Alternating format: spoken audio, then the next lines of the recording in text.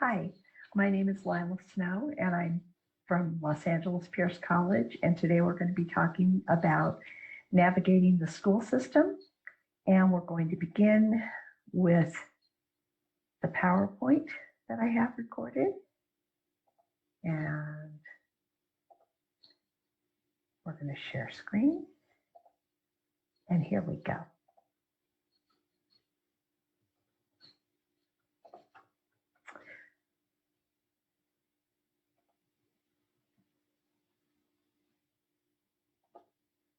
Okay, so this workshop is going to cover the ideas that are in California and elsewhere in the country as well, and particularly that are in Los Angeles regarding public schooling, magnet schools, charter schools, open enrollment, SAS programs, academies, GATE programs. So just kind of a overview of what's available, and the workshop is intended for incoming teachers or other interested parties, as well as for parents.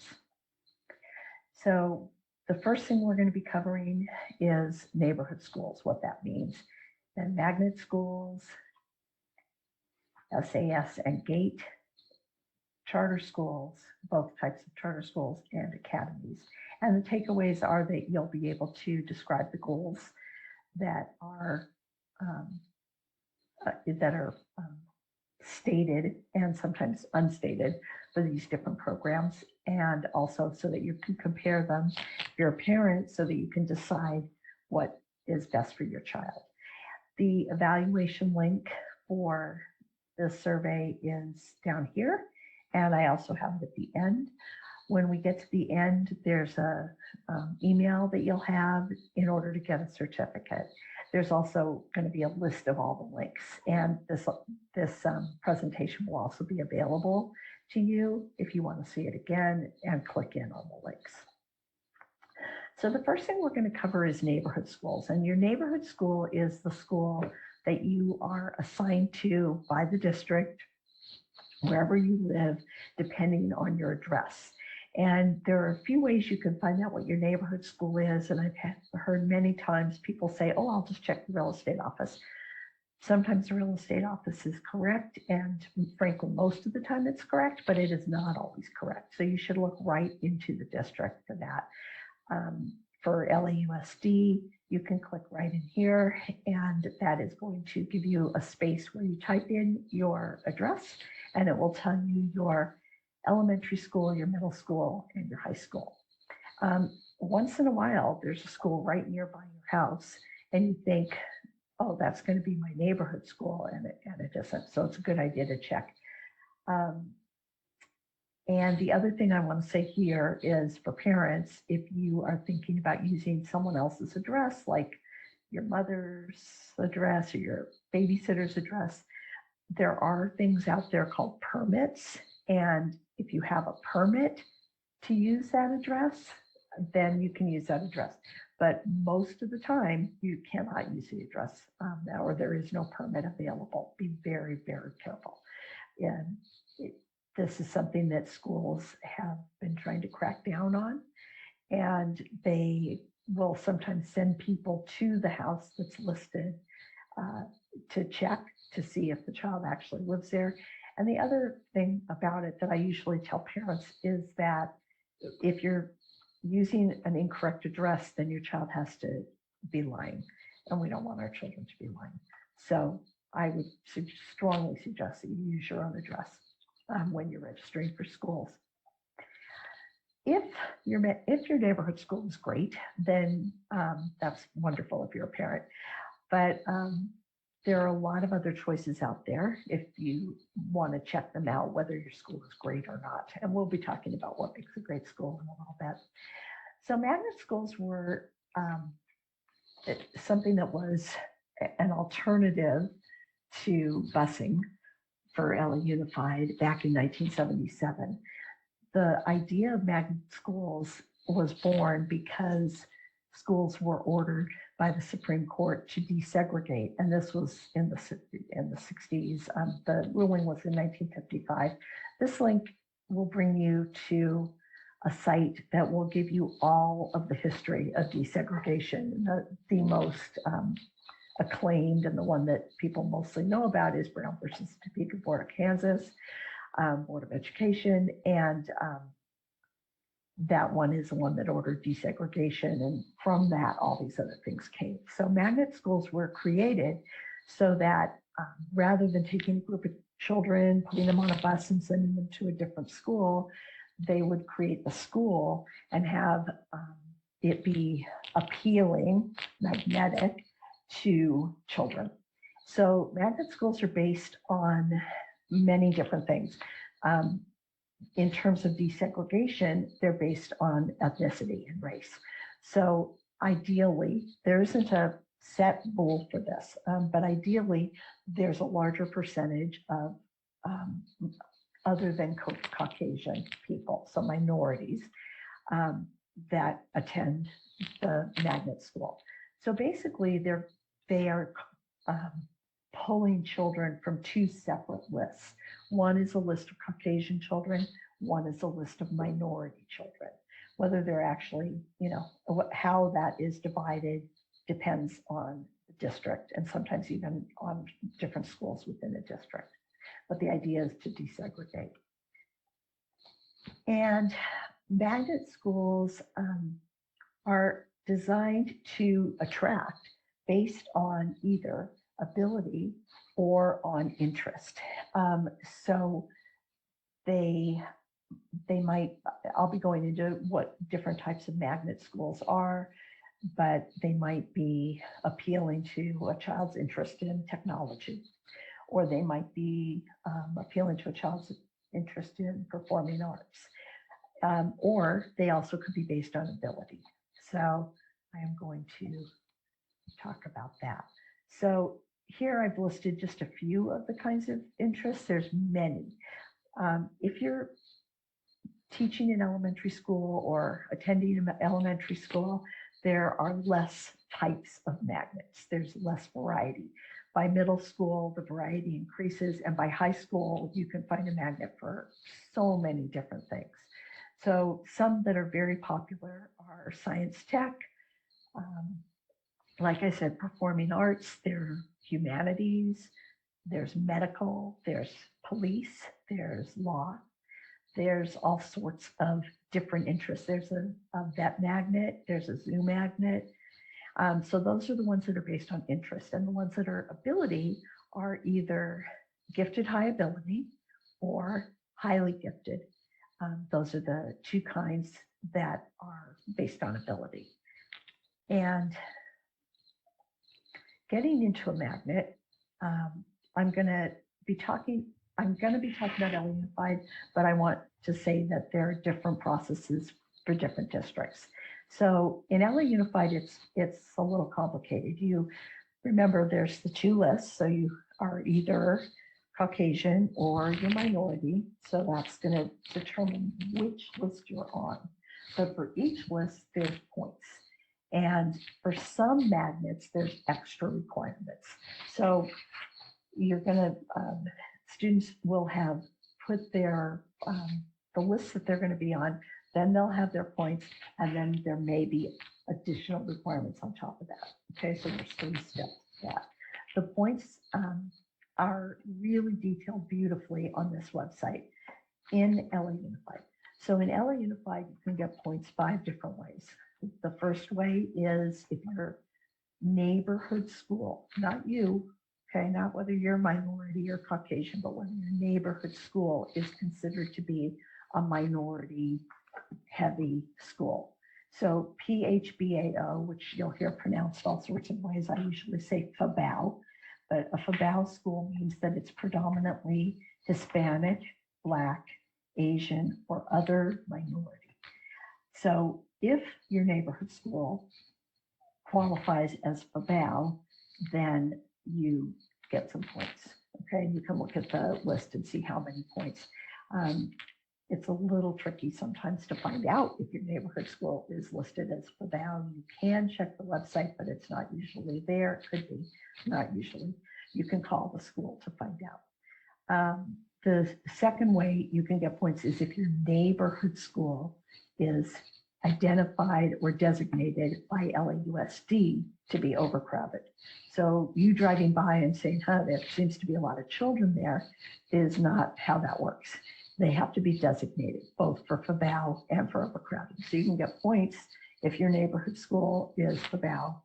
You can get points if your neighborhood school is overcrowded. The third way you can get points is waitlist points, which means that you've applied and been denied up to 3 years. So you can get points for that. And the fourth way is that if you have a sibling or if you have a second child who is already attending and going to continue attending, or if they've been accepted, that will, if one child gets accepted, the other child gets sibling points. And then the last way is if the student has graduated or matriculated from another magnet school. So if, let's say, a child is going from elementary to middle school and they're leaving one magnet, they get a significant amount of points for graduating and going on to the next magnet. So that might not seem fair, but that's why there's waitlist points. So a child who is matriculating in LA will have 12 points, but a child who is coming from a neighborhood school or a different school could also have 12 points in waitlist points. Okay, so that is how the point system works. And like I said, click here and then you'll get the details on how many points and how many you can accrue and how many don't accrue. Okay, so I said that there could be other requirements, and so for a school that's based on a child being gifted or high ability, there are requirements, and basically the child will need to be identified as either gifted or high ability, or for some schools, talented, in order to be able to not be able to apply. They can still apply, but in order to be able to be accepted, they need to qualify on these other bases. Make sure you look at this. If you're a parent, a note here is that LA Unified and many districts will only accept identification from their own system. So let's say I have a child and my child is seems to be very bright, and we all agree, everybody thinks my child's bright, and so I bring them to an independent educational psychologist and I get them tested, and sure enough, they're off the scales, in terms of how intelligent they are. And so then I take those test results and I bring them to the gifted magnet, and they say, that's nice, but we don't accept anything from outside of our district. So then I've spent a lot of money to have my child tested, and those test results won't be acceptable. So make sure that if you're a parent and you're trying to do this, that you click in here, that you look at the rules, and this is just LAUSD, but make sure you know the rules for gifted identification at whatever school you're applying to, and that's if you're a parent. If you're a teacher, you know that has happened, that the children who are in a gifted or high ability magnet have either already been identified as gifted or high ability or highly gifted, or they're on track to be. Because, for a first grader, we don't know whether they're we don't know whether they're gifted yet or not, but they can be recommended by a kindergarten teacher. So that's how that works. And there are requirements for other schools as well. So if your child is going to be in one of the performing arts magnets or in the music magnet or something like that, they may need to audition. There are other requirements for other magnets. So you want to make sure whatever school you're picking and applying to, that you know what all of the requirements are and what all of the qualifications are for that particular enrollment. Okay, so the tricky thing about magnets is that they can be set up in all sorts of different ways. You could find a magnet school as part of a neighborhood school. You could find a magnet school as part of a charter school. You could find a magnet school coexisting with an academy outside of a charter school, inside of a charter school. You could find two magnets in a school. You could find a magnet school that is not part of a neighborhood school. So remember when I said that the closest neighborhood school may not, or the closest school to a house or a home address may not be your neighborhood school, and that's why. So you could have a magnet school stuck somewhere, and there's houses that are right across the street from it, but it's completely a magnet school and needs to be applied to with those two lists, and it's not available to neighborhood children. So it's, and that can be all over California, that it can look like that. So you kind of have to do your homework if you're a parent, and it's good to know if you're a teacher as well. Let's see. Let's move on. Okay, so when, for some of us, when we were in school, definitely for me, but even for some of you probably, there used to be something called honors, like honors English or the honors program. Those are still sometimes called honors. Other times they're called SAS now. So SAS stands for School of Advanced Studies, and it's the old honors system. And GATE is something I'm sure you've heard of, which is Gifted and Talented Education. So you could find an SAS program or a GATE program in many, I'm going to say most, elementary school, middle school, and high schools across California. And those are gifted or high ability programs. There are many different ways that you can qualify for that. Just you can look back at the other page where I talked about gifted identification, that will identify you. But there are other ways as well. So it's definitely worth looking at. There are some SAS programs in some schools where you could, like, I'm going to talk about middle school for a minute. So there are some where you could say, okay, this student or this child has high ability in math, but not so much in language. So that would be okay. There are other SAS programs where that won't happen. That if a child is considered to be SAS, they are SAS all the way. So that can be tricky for parents and sometimes for teachers too, because not all children are high ability in all of these different areas or gifted in all these different areas. They can be, and many times they are, but that's a little bit of a tricky part is sometimes the way a school runs, they will run their SAS program separately than their neighborhood program. So sometimes they're combined, sometimes they're not. So you, again, are going to hear about SAS, magnet, charter, all could be in the same program and running separately. But knowing what they all are is really helpful. What you will not find is a child who is both in a gifted or high ability magnet and in a GATE or SAS. Those don't combine. You could have a neighborhood SAS and a neighborhood non-SAS. You could have a magnet for something that isn't gifted high ability like science, and have an SAS for that and a non-SAS for that. So you can have many programs operating under the same public school roof. And that's before I get to charters. Okay. So now let's talk about charters. So what's a charter school? A charter school is a public, free, no cost school that is not completely governed by the local school district. It can be affiliated with the district, and if it's affiliated with the district, it's considered to be an affiliated school.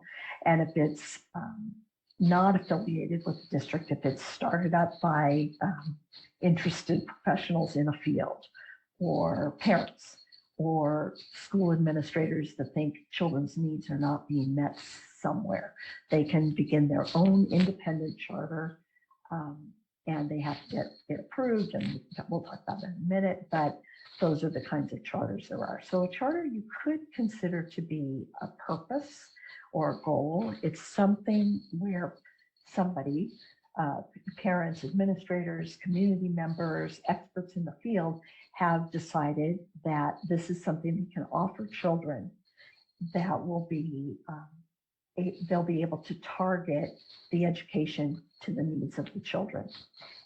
So it can be amazing. It can be absolutely wonderful. One of the things that's very appealing when people begin independent or any charter is that they don't have to allot their funds in the same way that a district school has to do. So there are pros and cons to that, of course.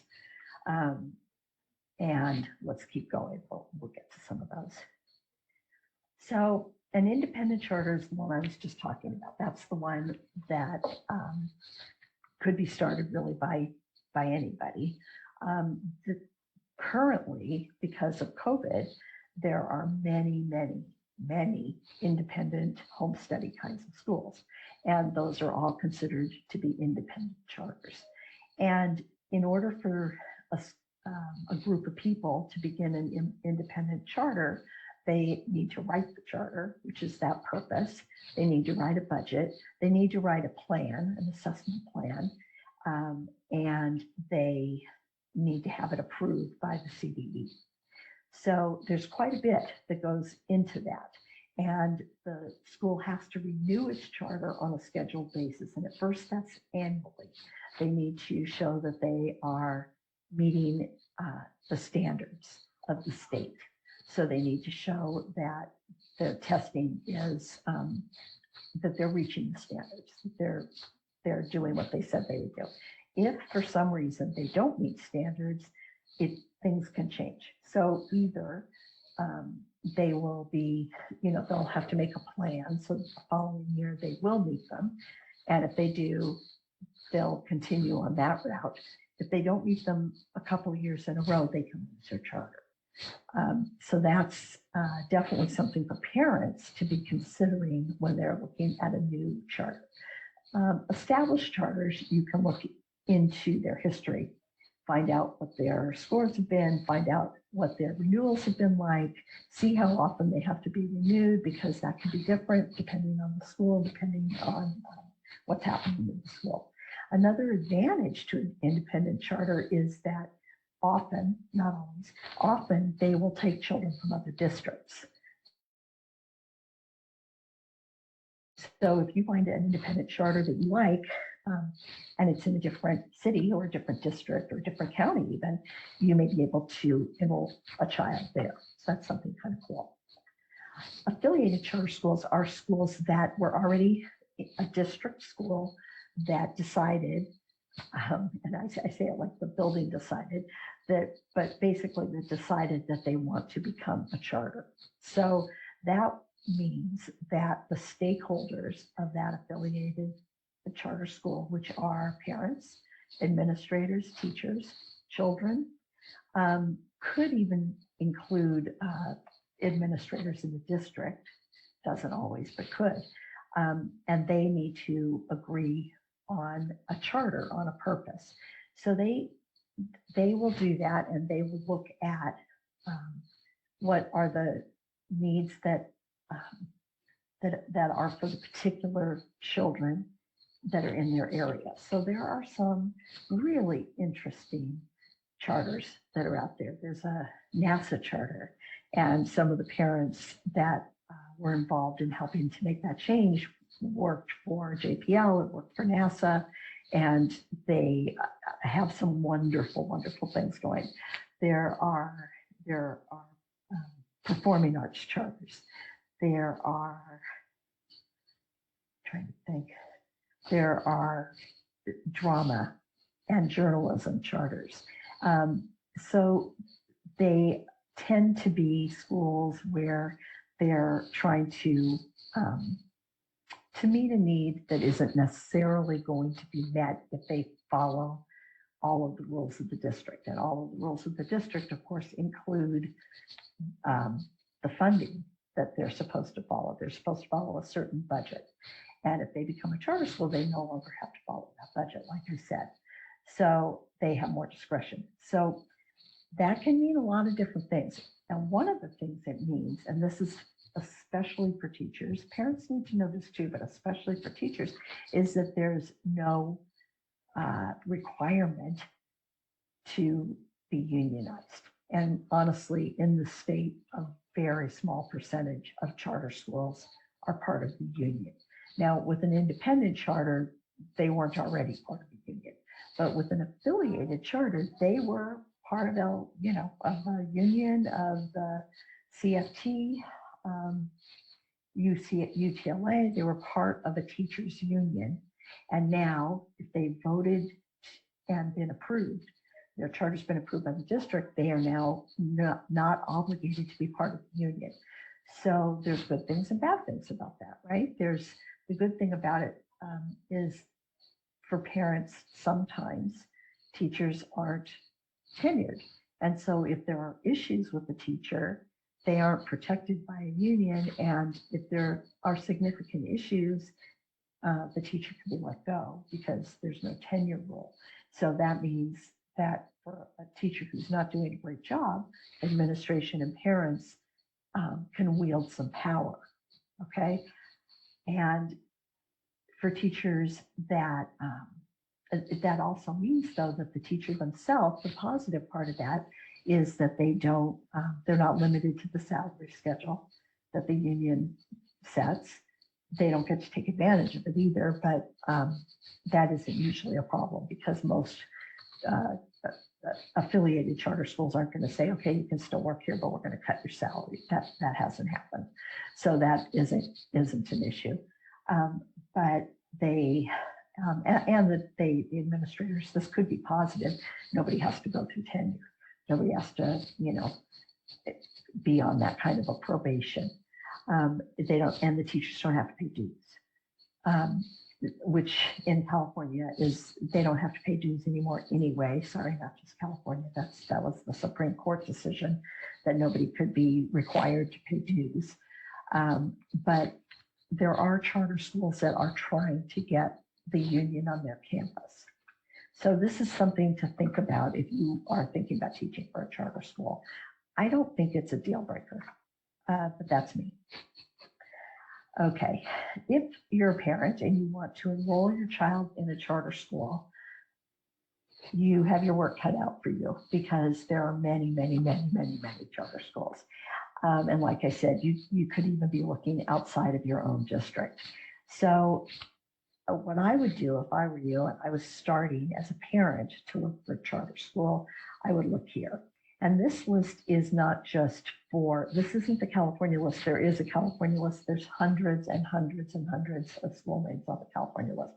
So what I put in here is the LA County charter list, which is still hundreds and hundreds of schools, but it gives you a place to start as a parent. And I'm going to be talking more to parents about making choices like that. Okay, so moving on, there are other kinds of programs as well as magnets and charters. They're varied. So you could find all sorts of things out there in the world. Academies are one of them, and academies are usually grant funded. They can be anything. They can be a very focused set of classes within a neighborhood school, within an SAS. They're not usually within a magnet. They operate separately from magnets, but they have a specialization. So an example is that there's a film production academy in a high school. So the children that are in that, they actually don't have to be in the SAS. They can be in the neighborhood school. They can be in the SAS, and they take all of their electives are film production electives, and they have other classes that have to do with film production. They actually make films, and the grant is, I believe, from Kirk Douglas. There are several places out there that do grants. I know DreamWorks does grants as well. Disney does grants. So there are several kinds of schools out there that are specialized media or specialized film production. There's specialized performing arts. There's some amazing journalism programs and writing programs. Like I said, grant funded, usually, even if you're in a first year academy, if it's grant funded for X amount of years, your child is probably going to get the advantage of that. There's a robotics academy. So there's just some really good academies, and those are usually, not always, usually in high schools. And so you think about adolescents and how they, kind of how they see themselves and see the world as they search for their own identity. This can be just a really good fit if they find the right little niche. As a teacher, they're phenomenal. You have your own interest and you're able to bring that to your school. So sometimes you'll see schools that are hiring just for an academy position. And sometimes you'll be working in a school and you'll be part of going for a grant and getting an academy on your campus. So as far as admission goes, sometimes there are lotteries, sometimes there are audition or, essays, applications with essays. Sometimes they need a recommendation. So if you are looking for academies, then you need to find out the specifics. If you're a parent, you need to find out the specifics. If you're a teacher, you will hear about them if they're at the school you're working for, or you may see that places are hiring. Okay, let's see. So this is about open enrollment. So this is for parents, and teachers should know this too.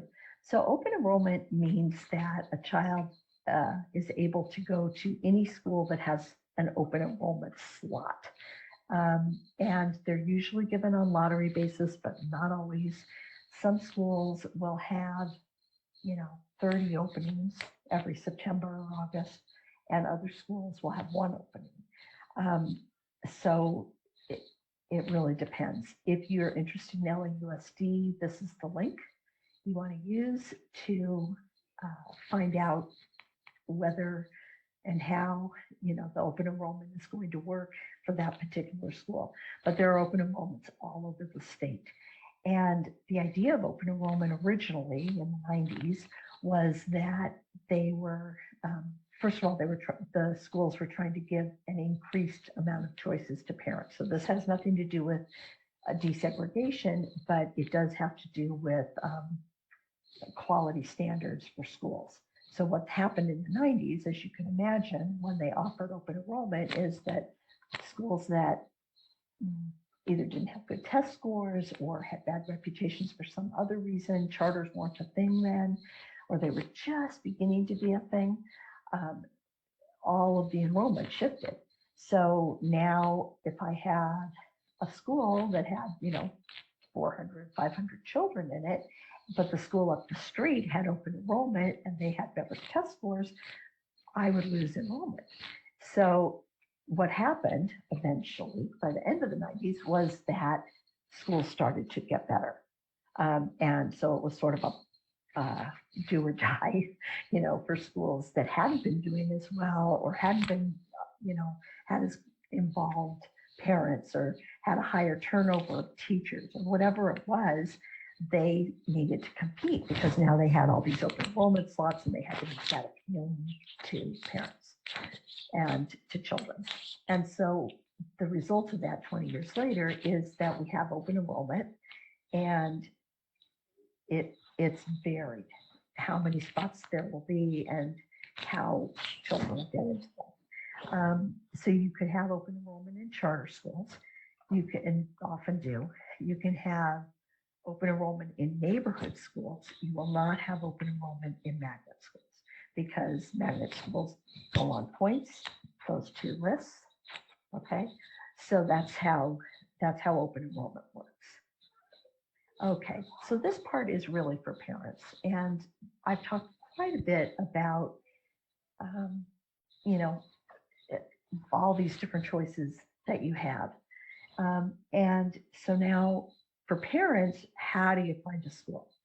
So I'm going to give you a couple of pointers, and then I'm also going to say a couple things, what not to do. Okay, so the first thing is find your neighborhood school. Find out what it is, go on a tour, check it out. You may find that your neighborhood school is perfect for you, for your child. The advantages of your neighborhood school is that you'll get to know neighbors. Your child will get to know neighbors. They'll be close by. There's a lot of great things about a neighborhood school. So go on a tour, and then you're going to have to figure out what you're looking for. So you're going to be looking around and seeing display, children's display. So you'll see art on the wall maybe, or you'll see quotes on the wall, or you'll see, I don't know what you'll see on the wall. You'll see all sorts of things. Right now, I haven't been to a school in several months, just like you probably haven't. But you may see all sorts of things. You may see clean, neat floors. You may see desks that are, in perfect condition. You may see dirty areas. You may see that all the children are involved in talking to each other, or you might see that all the children are sitting quietly with their hands folded on their desks listening, or you may see the children are disengaged. So you want to think about those things, why any of them may be happening and what you liked. So you may like seeing them all with their hands on their desks like that, or you may like seeing them all cooperating and collaborating on something, even if it's noisy. But that's something you have to think about and, make some decisions on, do some research on. Okay, that's your neighborhood school. And then what I have up here as well is when you start narrowing your choices down, you should go on tours there as well. So right now, we can't tour schools, or it's limited. And right now, we may not be seeing schools with children in them to make those kinds of determinations, but eventually we will be able to do that again, and that's important. Okay, what you're going to find is you're going to find that everyone, their brother, their dog sitter, everyone has an opinion on a school. And they all want to tell you, oh, this is a great school, or stay away from that school. And as parents, we kind of go, ooh, or we say, really? And we get excited. So what I always tell parents is carry a notebook with you or your phone with a separate file. I like the notebook. And have a file for every single school you hear about. So you're at the market, you hear people talking about ABC school, and you write down what you hear them saying. If you're in a conversation with them, you ask them questions. Okay, I don't want you to be the person with the pencil behind their ear and like that. I don't want you to be that person. But I do think that when somebody says, "Oh, it's a great school," you need to say why. What makes you say that? What makes you think it's great? You're not challenging them. They don't have to defend it, but you need to know, because sometimes a parent is going to say that, I think that's on the next page. Yeah. Sometimes parents are going to say, oh, their test scores are through the roof. Maybe that's critical for you. Write it down even if it isn't, because when you go back, you're going to say, oh, look at this. All the parents that said this is a great school said it's because they have a lot of homework and their test scores are super high, or their children go on to, whatever middle school, high school, or college. Okay, that might be super important to you, and that's fine, but that also might not be important to you. So you want to be trying to get a sense. The other thing I forgot to write down here is, who are these people who are saying this to you? Are they people who are saying, I've heard blah, blah is a great school, or are they people whose children are currently enrolled? I want to say to you that schools have cycles. And sometimes I could tell you a bunch of different schools right this second that are elementary schools that 10 years ago, people were saying were bad schools, that now there's wait lists, of people trying to buy homes in the neighborhood, so it will be their neighborhood school. So schools cycle sometimes. What makes them cycle? All sorts of things. It could be the principal. It could be the parent group. It could be a special academy that was added. So try to really get information, and you cannot get all that information on the internet. Be very careful of greatschools.org.